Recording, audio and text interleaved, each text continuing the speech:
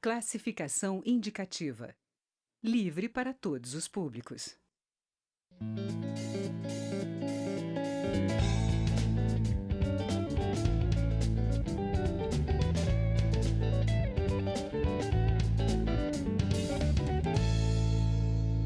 Olá! O sistema prisional brasileiro tem uma população carcerária que até o final de 2018 deve se aproximar de 850 mil detentos. O ritmo de crescimento tem ficado acima dos 8% ao ano. Como os investimentos não acompanham esse crescimento, calcula-se que os presídios hoje precisariam de 350 mil vagas além das já existentes. E é sobre a questão prisional que a gente conversa agora com o deputado Aloysio Mendes, do Podemos do Maranhão. Deputado, bem-vindo à Palavra Aberta. Obrigado, Juliano. Bom, você fez uma radiografia muito precisa do sistema prisional, que é uma das grandes chagas da insegurança no país hoje, né? Nós temos verdadeiros escritórios do crime hoje que funcionam dentro das penitenciárias, por falta de investimento, por falta de uma ação mais dura do poder público. E enquanto isso não for atacado, não se adianta em falar em combater a violência nas ruas, porque você leva essas pessoas para os presídios e de dentro dos presídios eles continuam comandando as grandes ações criminosas desse país. Que é aquela questão das facções que a gente vê tanto na televisão, né, deputado? Exatamente. Hoje no Brasil nós temos facções poderosíssimas fora do país, né? E que não tem sido, o combate a elas não tem sido feito de forma efetiva e nem de maneira exitosa, né? A cada dia que se passa, elas crescem mais em poder, em influência nos estados, né? O Nordeste é um exemplo claro disso e a gente está perdendo essa guerra, né? Eu acredito que agora, com esse novo governo, que tem como uma das suas prioridades a segurança pública, nós possamos realmente botar o dedo nesse vespeiro, começar a trabalhar o sistema prisional como uma prioridade de segurança pública desse país. Inclusive, né, deputado, o presidente eleito tem algumas considerações sobre o sistema prisional que muita gente considera polêmicas. Por exemplo, acabar com a chamada progressão, que aquele é condenado a um período, mas sai bem antes disso, né? Explica pra gente primeiro o que é progressão e sobre se o senhor acha que é viável mexer com isso. Bom, na verdade eu também tenho um projeto nesse sentido, né? E eu acho que essa é uma questão que nós precisamos mexer. Hoje, se uma pessoa é condenada a 10 anos de cadeia, ela efetivamente cumpre 2 anos, né? Então a pena é ilusória, né? E cria-se uma sensação de impunidade. O que o presidente Jair Bolsonaro, o presidente eleito, diz é uma realidade hoje que todo brasileiro sente. Enquanto nós não tivermos penas duras, o criminoso não sentirá preocupação em cometer o crime. Então, eu acho que essa questão da progressão precisa ser vista como prioridade. O meu projeto, ele amplia a progressão. Hoje, ela é 1/5 da pena, o preso já progride de pena. Eu gosto de que com 3/5 da pena, ele possa progredir de regime e, caso seja cometido o crime hediondo, com da pena. O presidente Jair Bolsonaro tem uma proposta mais radical, que se acabe com a progressão, né? Eu acho que é uma maneira radical, mas precisa ser analisada também. O brasileiro não consegue mais conviver com a impunidade. Nós temos exemplos de presos que entram e saem da penitenciária mais rápido do que a gente imagina. Então, nós precisamos ver, se alguém é condenado a 10 anos de cadeia, ele precisa cumprir os 10 anos. E se for o caso de progressão, por bom comportamento e por uma análise criteriosa do seu perfil, que essa progressão seja mínima, de no máximo 20% da pena ele possa excluir do seu cumprimento.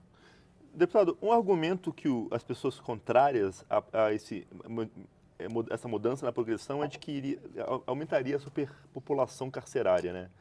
Isso tem como vir acompanhado de uma reforma que preveja a construção de mais presídios, de mais vagas, ou não? Isso pode ser contornado de outra forma, na verdade? Não, eu acho que esse problema vai ser resolvido. Nós precisamos ampliar o número de presídios. Como você disse, o aumento da população carcerária é de mais de 8% ao ano. Nós estamos nos aproximando de 1 milhão de presos, né?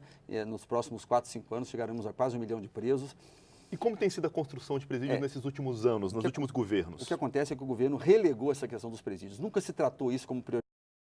Nós estamos trabalhando numa política hoje de punição mais severa, mais dura aos criminosos. Nós temos que ter presídios para colocar esses presos. Mais do que isso, presídios com segurança máxima. Porque hoje nós temos, na verdade, presídios que são colônias de férias, né? Então, ou a gente investe nisso de maneira séria e efetiva, e essa é uma proposta do presidente Bolsonaro, ou nós não vamos resolver o problema. Nós pretendemos endurecer as penas, ter o crime com mais eficiência, consequentemente, teremos mais pessoas presas num primeiro momento. Porque eu acho que num segundo momento, os criminosos perceberão que a impunidade acabou e vão deixar de cometer os crimes. Então, eu acho que o primeiro reflexo é um aumento do número de presos. E, consequentemente, ao longo prazo, médio e longo prazo, nós teremos uma diminuição, porque eles entenderão que as penas mais duras evitarão que eles entrem e saiam do presídio com a facilidade que saem hoje.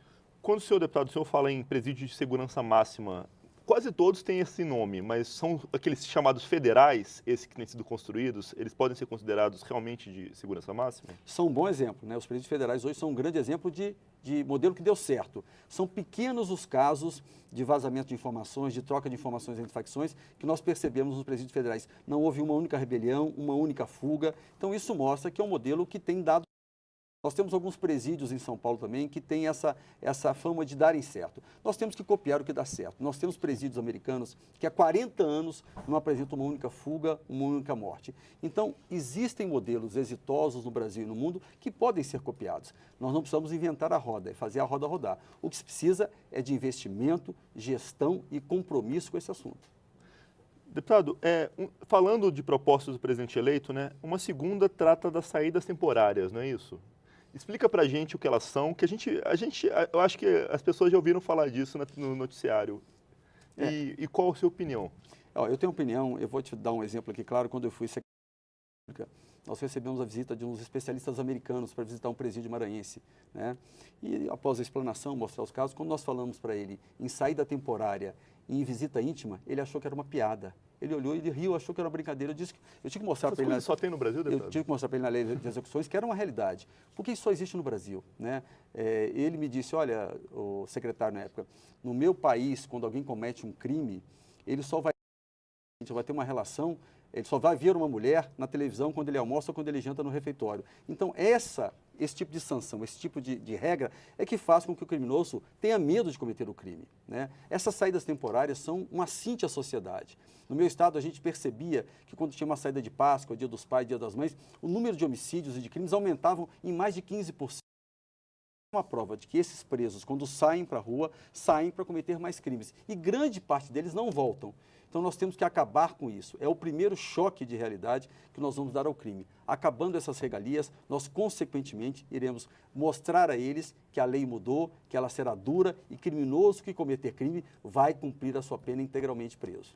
Deputado, essas propostas que a gente está discutindo aqui, elas dependem de duas coisas, né? Que o Congresso aprove e esse orçamento da União para isso, né?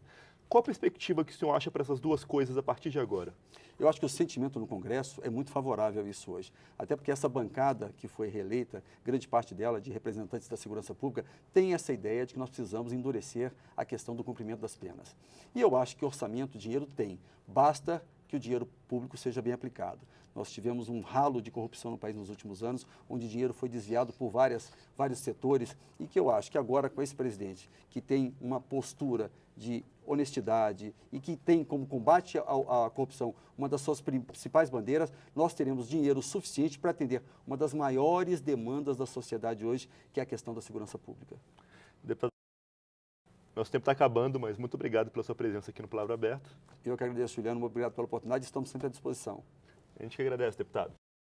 Pires, este é o Palavra Aberta. Você pode conferir esta e outras edições do programa no site câmara.leg.br/Palavra Aberta. Fica por aqui, até mais.